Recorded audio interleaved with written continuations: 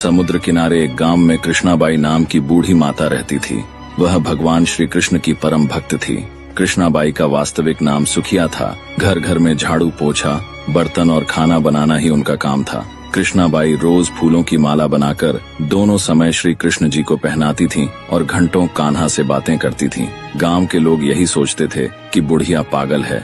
एक रात श्री कृष्ण जी ने अपनी भक्त कृष्णाबाई से कहा, कल बहुत बड़ा भूकंप आने वाला है, तुम यह गांव छोड़कर दूसरे गांव चली जाओ। कृष्णाबाई ने तुरंत अपना सामान इकट्ठा करना शुरू किया और गांव वालों को बताया कि कल सपने में कान्हा आए थे और कह रहे थे कि बहुत प्रलय होगा, गांव छोड़कर पास के गांव में चली जा। अब लोग उस बूढ़ी पागल की बात कहाँ मानने वाले थे। जो सुनता वही जोर जोर से हंसने लगता। कृष्णाबाई ने एक बैलगाड़ी मंगाई, अपने कान्हा की मूर्ति ली, सामान की गठरी बांधी और गाड़ी में बैठ गई। लोग उसकी मूर्खता पर हंसते रहे। बाई जैसे ही गांव की सीमा पार करने वाली थी कि उसे श्री कृष्ण की आवाज सुनाई दी, अरे अपनी झोपड़ी से वह सुई तो ले आओ जिससे तू माला बनाकर मुझे पहनाती है। ये सुनकर बाई बेचैन हो गई। उसने मन में कहा, मुझसे ये भारी भूल कैसे हो गई, अब मैं कान्हा की माला कैसे बनाऊंगी। उसने गाड़ी वाले से गाड़ी रोकने को कहा और अपनी झोपड़ी की ओर भागी। गांव वाले उसके पागलपन को देखते और हंसते रहे। बाई ने झोपड़ी के तिनकों में फंसी वह सुई निकाली और फिर पागलों की तरह दौड़ते हुए गाड़ी के पास आई।